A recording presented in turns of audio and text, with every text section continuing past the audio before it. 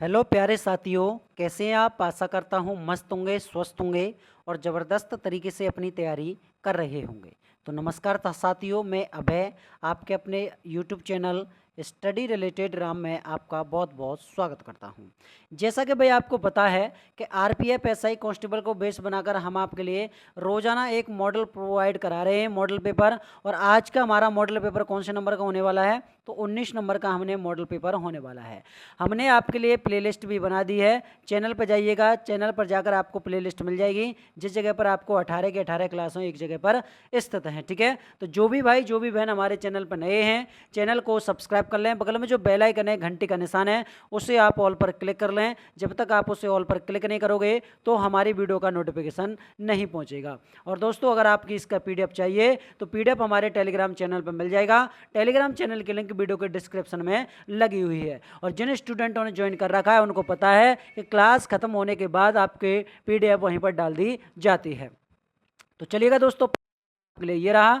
देवराय के युद्ध में निम्नलिखित में से किसे अंग्रेज ने, जो आपके औरंगजेब ने पराजित किया था, किसको पराजित किया था, तो वो पराजित किया था आपका दारा सिकों को पराजित किया था। ठीक है, तो 20 का राइट आंसर हो जाएगा। देखो, देवराय के बारे में नोट कर लेना। देवराय का जो युद्ध लड़ा था ये कब लड़ा था, ये लड़ा गया था आपका 1659 ईस्वी में। कब, 1659 ईस्वी में देवराय का युद्ध लड़ा था। देखो, औरंगजेब के बारे में नोट कर लेना आप। क्या, किसके बारे में, कि भैया हमारे जो औरंगजेब हैं, औरंगजेब ने कौन कौन से युद्ध लड़े थे। देखो नोट कर लेना। पहला युद्ध लड़ा था इन्होंने कौन सा, 1658 में। कौन सा था भैया, सामूगढ़ का युद्ध। कौन सा था, सामूगढ़ का युद्ध आपका पहला हो जाएगा। ठीक है, नोट करते जाना भैया। दूसरे युद्ध के बारे में बात करें, फिर उन्होंने 1658 में एक और युद्ध लड़ा, और उस युद्ध का नाम क्या था, वो था आपका घरमत का युद्ध। घरमत का युद्ध हो जाएगा। तो ये दो युद्ध लड़ रहे। एक साल बाद फिर उन्होंने 1659 के बारे में बात करें, 1659 में एक और युद्ध लड़ा था इन्होंने, और उस युद्ध का नाम था आपका देवराय। क्या है, देवराय का युद्ध। देवराय का युद्ध लड़ा था 1659 ईस्वी में। ठीक है, जिसके बारे में चर्चा की जा रही है। अच्छा, इस क्वेश्चन का आंसर बी हो जाएगा। अगला क्वेश्चन आपके सामने ये रहा। अगला क्वेश्चन है, तारीख ए दिलकुशा पुस्तक के लेखक कौन है। तो भैया उस पुस्तक के लेखक है आपके भीमसेन। कौन है, भीमसेन। और भीमसेन किसके समकालीन थे, आपसे पूछा जाए कि भीमसेन किसके समकालीन थे, तो औरंगजेब के। किसके, औरंगजेब के समकालीन थे। ठीक है, ये आपको ध्यान में रखना है। औरंगजेब को क्या कहा जाता है भैया, इनको जिंदा पीर कहा जाता है। क्या, जिंदा पीर कहा जाता है। और इनको आलमगीर की उपाधि, आलमगीर की उपाधि किसे धारण की थी, तो भैया आपके औरंगजेब ने आलमगीर की उपाधि धारण की थी। अच्छा, चरक के बारे में नोट कर लेना। चरक ने क्या लिखा है, तो वो चरक भैया आपके चरक संहिता क्या हो जाएगी, चरक संहिता लिखी है आपके और चरक ने। ठीक है, सुश्रुत के बारे में नोट कर लेना। सुश्रुत ने क्या लिखा है, तो सुश्रुत आपके शल्य चिकित्सक हैं। कौन है, शल्य चिकित्सक, शल्य चिकित्सक हो जाएंगे। और इन्होंने लिखी क्या है, इन्होंने लिखी है भैया सुश्रुत आपके संहिता। सुश्रुत संहिता किसने लिखी, तो भैया सुश्रुत ने लिखी। ठीक है, तो ये भी आपको नोट कर लेना है। पाणिनि ने लिखी आपकी अष्टाध्यायी। कौन सी है, अष्टाध्यायी। अष्टाध्यायी किसने लिखी है, ये आपकी पाणिनि ने लिखी है। ठीक है, तो ऑप्शन नंबर क्या जाएगा हमारा, 20 क्वेश्चन का बिल्कुल राइट आंसर हो जाएगा। क्लियर है, आगे बढ़ते हैं अगले क्वेश्चन की तरफ। अगला क्वेश्चन आपके लिए ये रहा। गुरु गोविंद सिंह ने सिखों को 5 चीजें हमेशा धारण करने के लिए आदेश दिया था, और निम्न में से कौन सा उन 5 चीजों में से एक नहीं है। देखो, केस कंघा रख सकते हैं, कड़ा भी रख सकते हैं, कंघा भी आपका है। ठीक है, ये रख सकते हैं, लेकिन किले को आप साथ में थोड़ी ले जा सकते हो भाई, ये तो वो आपका एक जगह पर स्थिर रहेगा। लेकिन उन्होंने बोला हमेशा धारण करनी है आपको, मतलब पहन कर रखनी है। तो इनकी 5 चीजें थी, 3 आपकी ये हो गई। चौथा हो जाएगा आपको कौन सा, चौथा हो जाएगा आपका कृपाल। और 5वीं चीज कौन सी थी, 5वीं चीज थी, जैसे भैया बात करें तो कक्षा। तो आपकी ये 5 चीज हो जाएंगी। क्या हो जाएंगी, आपकी 5 चीजें, 5 चीजों को धारण करने के लिए बोला था। देखो, अब गुरु गोविंद ने भैया 1600 क्या है, 1699 में खालसा पंथ की स्थापना की थी। किसकी, खालसा पंथ। खालसा पंथ की किसने, गुरु गोविंद जी ने की थी खालसा पंथ की स्थापना 1699 ईस्वी में। अगले क्वेश्चन की तरफ बढ़ते हैं। अगला क्वेश्चन आपके लिए ये रहा। मैसूर साम्राज्य और ब्रिटिश ईस्ट इंडिया कंपनी के बीच दूसरा एंग्लो मैसूर कब हुआ था, ये आपसे पूछा जाए तो आपका आंसर आना चाहिए ऑप्शन नंबर डी, 1780 और 84 में। देखो, आपके बीच में किस किस के बीच में हुआ था, ये आपके मैसूर साम्राज्य ब्रिटिश ईस्ट इंडिया कंपनी के बीच में, और दूसरी तरफ कौन थे भैया, हैदर अली थे। कौन थे, हैदर अली। अब इसमें नोट कर लेना, जैसे मैं बात करूं, आपके 4 मैसूर युद्ध हुए थे, 4 मैसूर युद्ध हुए थे। मैसूर युद्ध कितने हुए थे? 4 हुए थे। देखो अब 4 में से नोट कर लेना, पहला हुआ था आपका 1767 से लेकर और आपका भैया 1769 तक आपका पहला चला था, ठीक है। दूसरे के बारे में बात कर रहे हैं कि दूसरा कब चला? 1780 से लेकर और आपका 84 तक आपका दूसरा चला था। तीसरे को नोट कर लेना, तीसरा चला था आपका 1790 से लेकर 1792 तक का तीसरा। और चौथे में भैया 1799 में, क्या 1799 में टीपू सुल्तान की क्या हो जाती है? टीपू सुल्तान की मृत्यु हो जाती है। सुल्तान की मृत्यु हो जाती है आपकी 1799 ईस्वी में। तो ऑप्शन नंबर डी इस क्वेश्चन का राइट आंसर हो जाएगा। नेक्स्ट क्वेश्चन आपके लिए ये रहा, निम्नलिखित में से कौन राष्ट्रकूट वंश का शासक था? अब राष्ट्रकूट वंश के शासक के बारे में बात कर ले हम तो वो ध्रुव, ऑप्शन नंबर बी हो जाएगा। कनिष्क किसका था भैया? कनिष्क, तो कनिष्क हो जाएगा आपका कुषाण वंश का। किसका? कुषाण वंश का। लेकिन ये आपका फाउंडर नहीं था। अगर मैं संस्थापक के बारे में बात करूं कि भैया कुषाण वंश का संस्थापक कौन हो जाएगा, तब आपका आंसर दूसरा आना चाहिए। और वो आंसर क्या आना चाहिए आपका? वो हो जाएगा आपका कुजुल, कौन हो जाएंगे? कुजुल कड़फसेस, कड़फसेस, ठीक है। तो ये आपके संस्थापक हो जाएंगे। समुद्रगुप्त तो आपके गुप्त वंश के थे। किसके थे? ये आपके गुप्त वंश के थे। और गुप्त वंश के फाउंडर के बारे में बात करें या संस्थापक के बारे में बात करें तो संस्थापक हो जाएंगे आपके कौन भैया? तो वो हो जाएंगे आपके श्रीगुप्त हैं। कौन है? श्रीगुप्त। तो श्रीगुप्त संस्थापक हो जाएंगे। यहीं पर बात करें अशोक, अशोक तो मौर्य वंश का था। कौन था? मौर्य वंश का था। और मौर्य वंश के संस्थापक कौन है भैया? तो वो हो जाएंगे आपके चंद्रगुप्त मौर्य, चंद्रगुप्त मौर्य जी हो जाएंगे। कब स्थापना की इन्होंने भैया? कब स्थापना की थी इन्होंने? इन्होंने की थी भैया 322 ईस्वी में, ठीक है। तो ये आपको नोट कर लेना है। अगले क्वेश्चन की तरफ बढ़ेंगे। अगला क्वेश्चन है कि 1751 ईस्वी में द सीज ऑफ आर्कोट में कौन विजय हुआ है? तो भैया वो विजय हुआ है आपका कौन सा? ब्रिटिश विजय हुआ है। डी इस क्वेश्चन का राइट आंसर हो जाएगा, ठीक है भैया। इसमें आपकी एक संधि होती है 1754 में। किसमें? 1754 में। और 1754 में कौन सी संधि थी? तो पांडिचेरी। कौन सी हो जाएगी? पांडिचेरी, पांडिचेरी की संधि होती है। पांडिचेरी की संधि होती है, ठीक है। तो ये आपको नोट कर लेना है। क्लियर है भैया? चलो आगे बढ़ते हैं अगले क्वेश्चन की तरफ। अगला क्वेश्चन है आपका कि राज्य लोक सेवा आयोग के अध्यक्ष का कार्यकाल कितने वर्ष का होता है? राज्य लोक सेवा आयोग का कार्यकाल 6 वर्ष या 62 वर्ष की आयु जो भी पहले हो भैया उनका कार्यकाल हो जाता है। तो 20 क्वेश्चन का बिल्कुल राइट आंसर हो जाएगा। देखो इसमें आपके कुछ अनुच्छेद हैं। जैसे बात की जाए अनुच्छेद 315 क्या कहता है कि संघ और भारत राज्यों के हेतु लोक सेवा आयोगों का गठन आपके अनुच्छेद 315 में है। 316 आपका यूपीएससी के साथ साथ एसपीएससी के सदस्यों की नियुक्ति और कार्यकाल दिया गया है। अनुच्छेद 317 यूपीएससी और एसपीएससी दोनों के सदस्यों को हटाना और निलंबित करना आर्टिकल 317 में दिया गया है।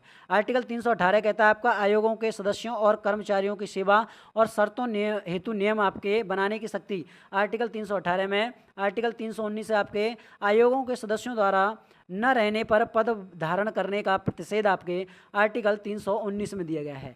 थोड़े और मोस्ट इंपोर्टेंट है। जैसे बात की जाए आर्टिकल 320 के बारे में कि आर्टिकल 320 है तो लोक सेवा आयोगों के कार्यों का जो वर्णन है आर्टिकल 320 में दिया गया है। यहीं पर बात करेंगे आर्टिकल 321 का, तो लोक सेवा आयोगों का जो कार्य का विस्तार करने की शक्ति आर्टिकल 321 में है। अनुच्छेद 322 के बारे में बात करेंगे तो संघ लोक सेवा आयोगों का जो व्यय है वो आपके आर्टिकल 322 में दिया गया है। अनुच्छेद 323 के बारे में नोट कर लेना कि लोक सेवा आयोगों की जो रिपोर्ट है अनुच्छेद 323 में है। यूपीएससी संघ लोक सेवा आयोग, इसका गठन आपका 326 में होता है। वर्तमान अध्यक्ष कौन है? तो भैया मनोज सोनी। कौन है? मनोज सोनी। और यूपीपीएससी के बारे में बात करें इसका गठन कब होता है? तो इसका गठन हो जाएगा भैया 1937 में। और वर्तमान अध्यक्ष हैं आपके संजय श्रीनेत वर्तमान अध्यक्ष हैं। तो क्लियर है? ये जितने भी मैंने आपको जो आर्टिकल बताए हैं तो उनकी पीडीएफ भी आपको दी जाएगी। पीडीएफ आपको टेलीग्राम चैनल पर मिल जाएगी। अगला क्वेश्चन क्या पूछा गया है कि पंचायती राज्य संरचना में कितने स्टार होते हैं? तो पंचायती राज्य आपको ये बताओ कि पंचायती राज्य हमारी क्या है, ये नोट कर लेना भैया। पंचायती राज है। पंचायती राज कितने स्तर पर है? तो भैया ये आपकी त्रिस्तरीय। क्या है? त्रिस्तरीय। अब त्रिस्तरीय को नोट कर लेना भैया। त्रिस्तरीय है तो वो समिति कौन सी हो जाएगी? अगर आपसे समिति के बारे में पूछा जाए कि किस समिति की सिफारिश पर, तो भैया वो हो जाएगी आपकी कौन सी? बलवंत राय मेहता। बलवंत राय मेहता समिति हो जाएगी। इस सिफारिश पर ये की गई थी, ठीक है। और ये बलवंत राय मेहता समिति कब आई थी? तो ये आई थी भैया आपकी कब? 1957 में। और भैया कौन सा संविधान संशोधन? 73वां संविधान संशोधन, ठीक है। अच्छा इसके बारे में नोट करोगे भैया जो आपकी पंचायती राज्य है शुरुआत कहाँ से होती है? इसकी शुरुआत कहाँ से होती है? शुरुआत होती है आपकी राजस्थान के नागौर जिले से। राजस्थान के क्या हो जाएगा? के नागौर जिले, नागौर जिले से इसकी शुरुआत होती है। भैया किसने की थी? नेहरू जी द्वारा, नेहरू जी द्वारा। ठीक है, तो ये भी आपको ध्यान में रख लेना है। अब आपकी जो पंचायत है, पंचायत आपके कितने प्रकार की है? पंचायत भी हमारे 3 प्रकार की है। देखो, एक तो पहले नंबर पर ग्राम पर बांटी गई थी, दूसरे को नोट कर लेना, दूसरी बांटी गई थी आपकी ब्लॉक, और तीसरी कौन सी थी? तीसरी हो जाएगी आपकी जिले पर। किस पर? जिला पर। अब देखो इसमें आपके पॉइंट निकलते हैं। भैया जिला पर है तो बताओ ग्राम पर कौन सी है? तो ग्राम पर हो जाएगी आपकी ग्राम पंचायत। ग्राम पंचायत आपकी किस पर है? तो ग्राम पर है। ठीक है, यहीं पर बात करेंगे ब्लॉक के बारे में, तो ब्लॉक पर कौन सी हो जाएगी? तो पंचायत समिति हो जाएगी, पंचायत, पंचायत समिति हो जाएगी आपकी ब्लॉक पर। और बात करेंगे भैया किस पर? जिला पर। जिला पर कौन सी है? तो जिला पर हो जाएगी आपकी जिला परिषद, जिला परिषद हो जाएगी। और एक आपके इसमें आपकी अशोक मेहता समिति है, वो आपकी 2 स्तरीय है। ठीक है, तो उसको भी आप नोट कर लेना। तो ऑप्शन नंबर क्या जाएगा इसका? ऑप्शन नंबर ए 3 इस क्वेश्चन का बिल्कुल राइट आंसर हो जाएगा। अगले क्वेश्चन की तरफ बढ़ेंगे। नेपाल ने पहला अपना लोकतांत्रिक संविधान किस वर्ष अपनाया था? तो ये अपनाया था भैया आपके ऑप्शन नंबर बी 2015 में। 20 क्वेश्चन का राइट आंसर हो जाएगा। 20 सितंबर 2015 में अपनाया था। देखो, अब नेपाल के बारे में नोट कर लेना। जैसे बात की जाए कि नेपाल संविधान में, नेपाल संविधान में कितने आर्टिकल हैं, कितने अनुच्छेद हैं, तो वो आप ध्यान में रखना। देखो, अगर मैं नेपाल के बारे में बात करूं, सबसे पहले बात करते हैं अनुच्छेद के बारे में कि भैया अनुच्छेद कितने हैं नेपाल के संविधान में। तो अनुच्छेद पढ़ते हैं आपके 308 हैं कुल। कुल कितने हैं? 308 हैं। यहीं पर आगे बढ़ेंगे। इसमें और पूछा जाए जैसे भागों के बारे में कि भाग कितने हैं, तो भाग हो जाएंगे आपके 35 भाग हैं। ठीक है, अनुसूची के बारे में नोट कर लेना कि अनुसूची कितनी है नेपाल के संविधान में, तो अनुसूची हो जाएंगी आपकी 9। अगर मैं भारत की तरफ चलता हूँ, किसकी तरफ भैया? भारत में बताओ, भारत के संविधान में, भारत के संविधान में, संविधान में। अब देखो नोट कर लेना, सबसे पहले अनुच्छेद के बारे में बात कर लें कि अनुच्छेद कितने हैं। तो अनुच्छेद हो जाएंगे आपके कितने भैया वर्तमान में? तो वो हो जाएंगे आपके अनुच्छेद 470 हैं कुल, 470 आपके कुल हैं। इसके बाद में आगे बढ़ते हैं। भाग कितने हैं? भाग तो भाग 25 हैं, मूल संविधान में 22 थे। अनुसूची के बारे में नोट कर लेना, अनुसूची कितनी है? तो अनुसूची हो गई है भैया 12, क्योंकि मूल संविधान में आपकी 8 अनुसूची थी। मूल में आपकी कितनी थी? 8 मूल में थी, और यहीं पर आपके 22 आपके मूल में थे। और आपके अनुच्छेद आपके 389, तो ये भी आपके मूल संविधान में थे। ठीक है, तो ये आपको ध्यान में रख लेना है। अगला क्वेश्चन आपके सामने ये रहा। अगला क्वेश्चन है, निम्न में से सबसे पुराना उच्च न्यायालय कौन सा है?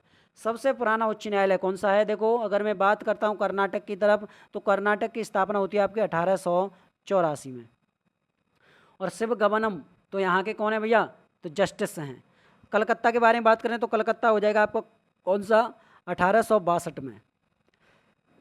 इलाहाबाद के बारे में बात करें, इलाहाबाद हो जाएगा आपका कौन सा? 1866 में।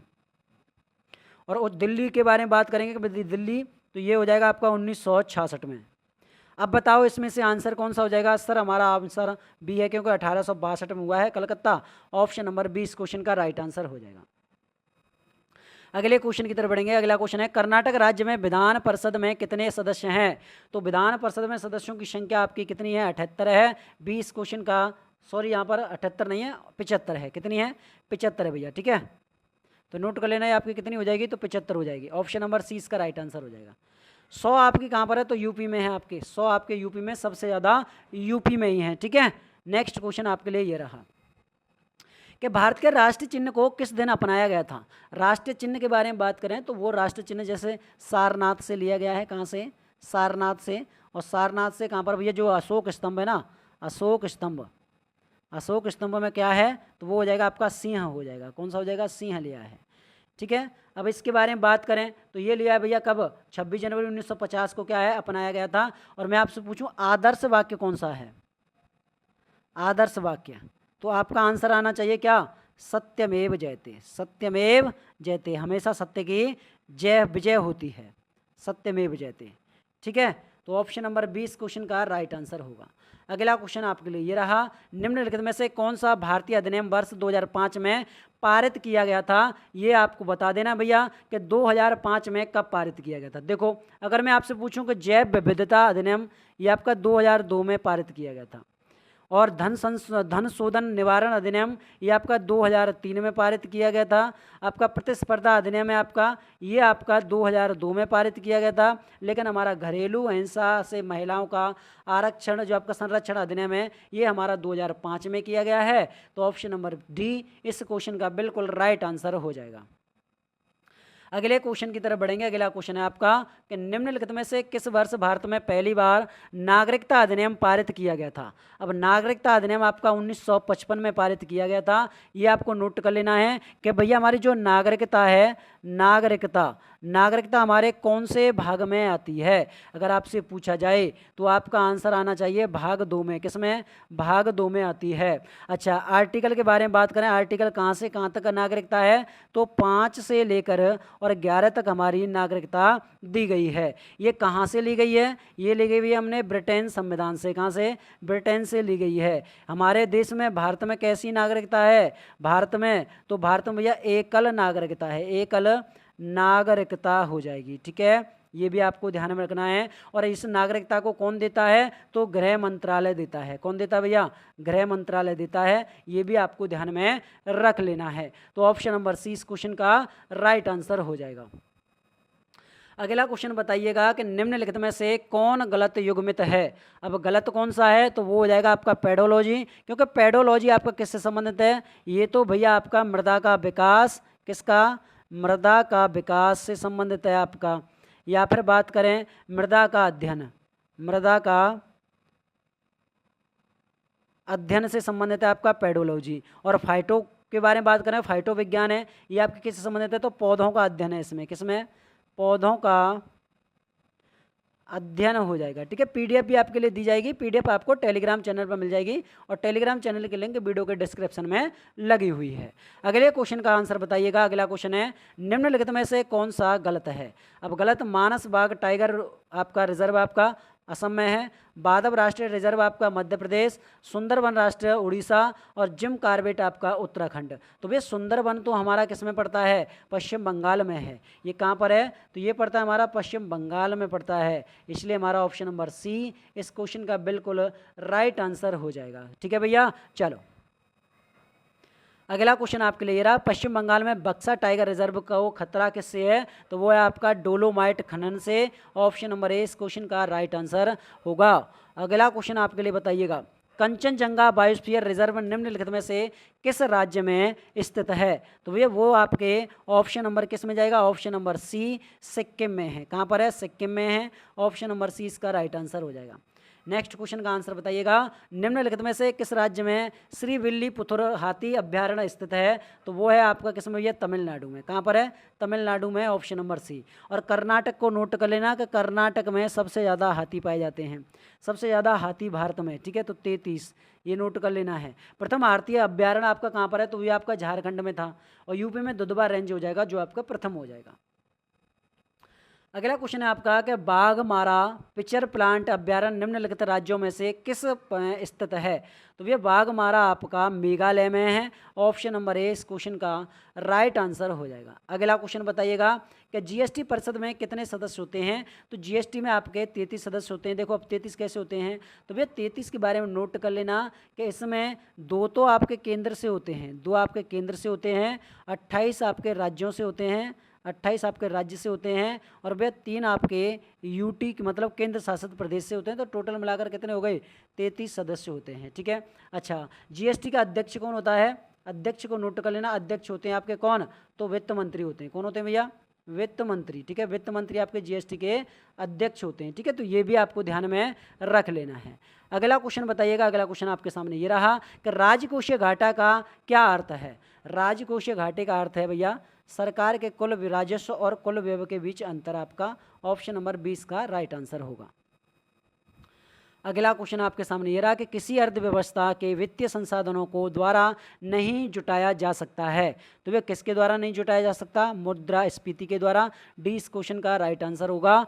नेक्स्ट क्वेश्चन की तरफ बढ़ेंगे। अगला क्वेश्चन है कि भारत में केंद्रीय राजस्व बोर्ड अधिनियम किस वर्ष प्रवर्तित किया गया था? तो ये किया गया था भैया आपका 1963 में। बी इस क्वेश्चन का राइट आंसर हो जाएगा। आगे बढ़ेंगे अगले क्वेश्चन की तरफ। अगला क्वेश्चन है आरबीएल बैंक कॉर्पोरेट कार्यालय कहाँ पर स्थित है? आरबीएल के बारे में बात करेंगे भैया, हमारा आरबीएल है, ठीक है, क्या है? आरबीएल है। एक मिनट रुको भाई, हाँ बिल्कुल सही है। आरबीएल के बारे में बात करें तो आरबीएल का हो जाएगा हमारा ऑप्शन नंबर बी, मुंबई इस क्वेश्चन का बिल्कुल राइट आंसर होगा। और देखो एक चीज़ समझना, इसमें हमने किसका आंसर किया भाई? हाँ ठीक है, चलो तो आरबीएल के बारे में नोट कर लेना। जैसे इसका पहला नाम क्या था? तो भैया रत्ना, क्या है? रत्नाकर बैंक इसका पहला नाम था, ठीक है। और इसकी स्थापना को भी नोट करो। इसकी स्थापना कब हुई थी? इसकी स्थापना हुई थी आपके 1943 में। कहाँ पर हुई थी? तो कलकत्ता में। कहाँ पर? कलकत्ता में इसकी स्थापना हुई थी, ठीक है। अच्छा आपसे पूछा जाए जैसे आपकी पीएनबी है, पीएनबी की स्थापना कब होती है? तो पीएनबी की स्थापना 19 मई आपकी 19 मई 1894 में इसकी स्थापना होती है, ठीक है। चलो अगला क्वेश्चन है आपका, दिए गए तत्वों में से जो तत्वों की आवर्त सारणी में पहले स्थान पर आता है वो कौन सा आता है? और इस क्वेश्चन का आंसर आपको कमेंट बॉक्स में बताना है कि इस क्वेश्चन का आंसर आपका क्या हो जाएगा।